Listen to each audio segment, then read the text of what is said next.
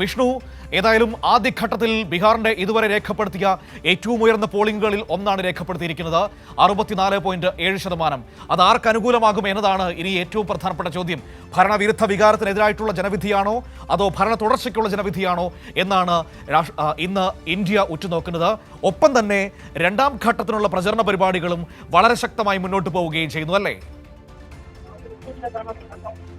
തീർച്ചയായിട്ടും അത്തരത്തിൽ തന്നെയാണ്. അതായത് ബീഹാറിന്റെ ചരിത്രത്തിലെ ഏറ്റവും ഉയർന്ന പോളിംഗ് തന്നെയാണ് കഴിഞ്ഞ ദിവസം ആദ്യഘട്ടത്തിൽ രേഖപ്പെടുത്തിയത്.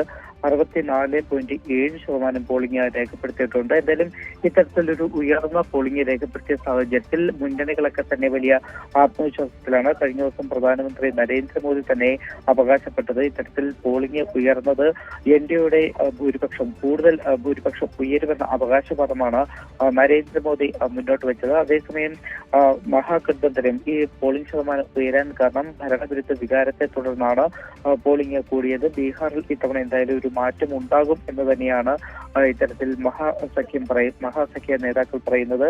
പ്രശാന്ത് കിഷോറും ഇത്തരത്തിൽ ജൻസ്വരാജ് പാർട്ടി ഇത്തവണ ബീഹാർ തെരഞ്ഞെടുപ്പിൽ ഏത് തലത്തിൽ പ്രവർത്തിക്കുമെന്നതൊക്കെ തന്നെ ഏവരും നോക്കുന്ന ഒരു പാർട്ടിയാണ് ജൻസ്വരാജ് പാർട്ടി. അപ്പോൾ ജൻസ്വരാജ് പാർട്ടിയിൽ അധ്യക്ഷനായിട്ടുള്ള പ്രശാന്ത് കിഷോറും കഴിഞ്ഞ ദിവസം ചൂണ്ടിക്കാട്ടിയത് ഈ ഒരു ഉയർന്ന പോളിംഗ് ബീഹാറിൽ മാറ്റത്തിന്റെ സൂചനയാണ് എന്നൊരു കാര്യമാണ് പ്രശാന്ത് കിഷോറും ചൂണ്ടിക്കാട്ടിയത്. എന്തായാലും ആദ്യഘട്ട വോട്ടെടുപ്പിന് പിന്നാലെ രണ്ടാം ഘട്ട തെരഞ്ഞെടുപ്പിന്റെ പ്രചരണം മുന്നണികൾ ശക്തമാക്കിയിട്ടുണ്ട് എന്ന് പ്രധാനമന്ത്രി നരേന്ദ്രമോദി, ആഭ്യന്തരമന്ത്രി അമിത്ഷാ ഉൾപ്പെടെയുള്ള നേതാക്കളൊക്കെ തന്നെ ബീഹാറിൽ പ്രചരണത്തിനായിട്ട് എത്തുന്നുണ്ട് മനു. അതോടൊപ്പം തന്നെ കഴിഞ്ഞ ദിവസം മാഞ്ചി മണ്ഡലത്തിലെ CPIM സ്ഥാനാർത്ഥി സത്യേന്ദ്ര യാദവിനെതിരെ വലിയ തരത്തിലൊരു ആക്രമണം ഉണ്ടായിരുന്നു. ഇതിൽ ശക്തമായ ഇടപെടൽ ആവശ്യപ്പെട്ടുകൊണ്ട് CPIM പ്രതിഷേധം ശക്തമാക്കുന്നുണ്ട് മനു.